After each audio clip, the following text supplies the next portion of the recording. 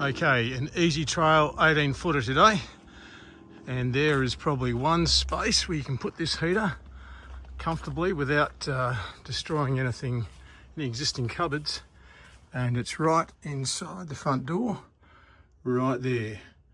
That'll be the back end, this will be the front, and I think I can just get a vent out down there.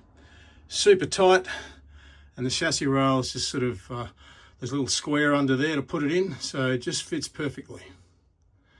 And if you're looking at the floor of these, that's how thick they are. It's probably about 60 mil, big one.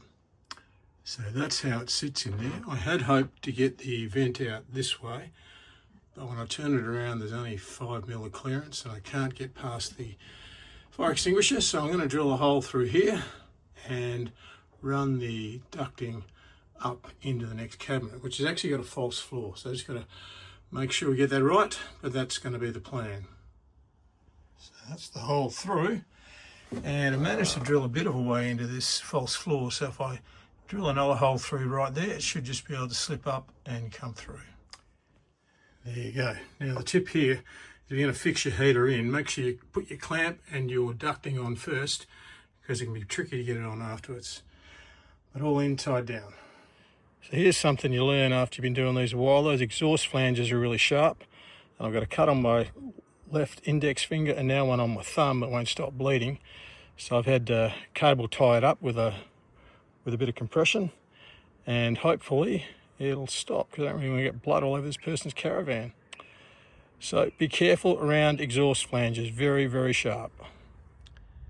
And underneath here is the outlet. Just managed to get it in that little square. Perfect fit. Exhaust is running back there. And remember, very, very sharp. Watch your fingers. And you're going to run the fuel and the air out this way, towards the front, and then the tank will be on the front driver's side toolbox. There we go. Fuel. Got the pump and the filter tucked away up there, so it should be fine. Fuel line running down to the front where the tank is, and everything's all tied up nice and neat. So we're good to go inside and do the electrics. Just before we do the electrics, located the tank in the front boot. So accessible and simple.